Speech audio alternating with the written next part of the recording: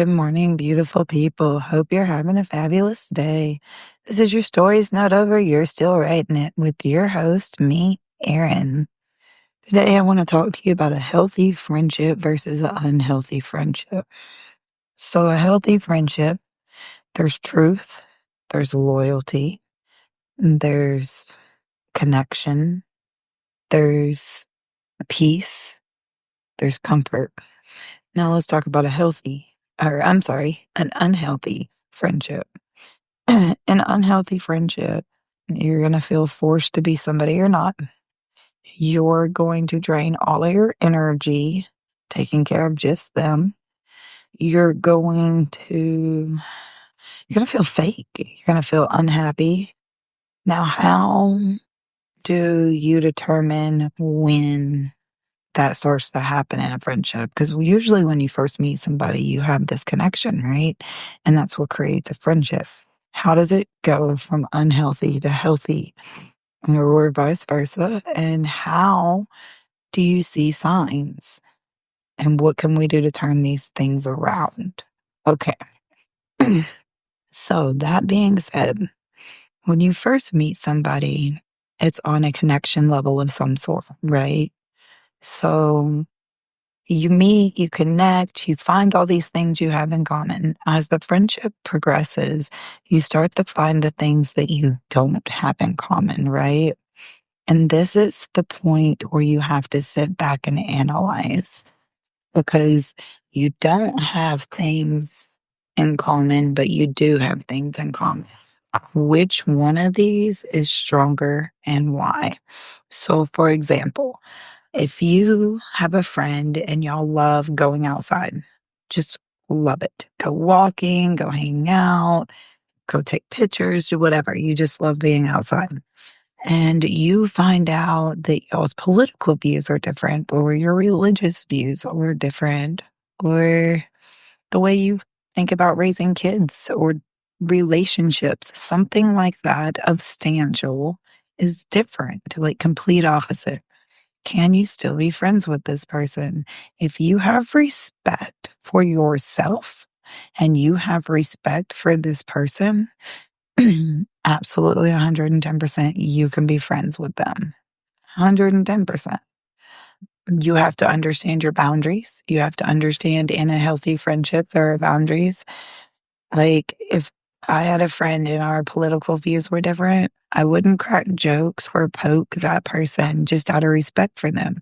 That way we can enjoy the things we have in common. You see, you've got to be able to weigh out, are the things you have in common, the things that keep you connected, are they heavier? Is there more of it than the things that don't keep you connected? Because the things that don't keep you connected, when they start piling up and you start looking back and going, oh, we only have this one thing in common that connected us to begin with, that's an unhealthy friendship. Stop, back up. Same scenario. So if you find out that you only have a few things in common with somebody and you dislike these things over here, what can you do about that? You can, one, accept the things you don't like about this person and grow on the things you do. Start building a foundation on good, fun things that y'all both enjoy and advance from there.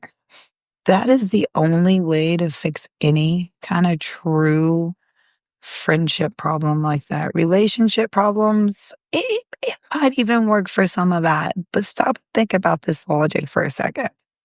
When you meet somebody, you have a foundation of how you met. Continuously grow on that.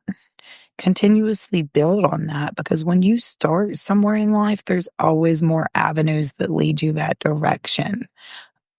Does that mean if you and your friend both met rock climbing, that that's the only thing you do? No. That means, okay, so y'all have an interest in outdoors together. So that's your outdoor buddy now, right? And because it's not your partner, it's your friend. So if y'all like rock climbing, cool. So advance from that. Maybe one of them you likes pictures, and maybe one of you likes waterfalls and trying new places to climb. So combine your likes together and create a stronger and stronger friendship. If you're in a friendship with somebody and you can't do that, it reaches a plateau, bow down politely. Don't cut that person out of your life. Don't burn that bridge. Life just took y'all two different directions. Cool, accept it, move on. Don't go searching for friends. Once you have your standards, people will either meet them or they won't. And that's not even a cocky thing. That's like a real honest thing. Think about that. Once you decide the kind of people you want in your life, the kind of direction you want to go, that's what you allow in it. You don't allow anything else in it. People that were already in it, you still love them regardless of their flaws. But as far as new in life, new you, STR that for a second. When you have your standards, you will start to understand where a boundary is in friendships. What is healthy for you? What is not healthy for you? If you're a mom of little kids and your friends want you to go out and drink and party, is that healthy for you?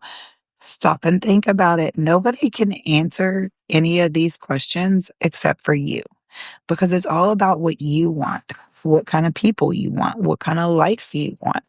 And you are in more control of it than you could ever imagine.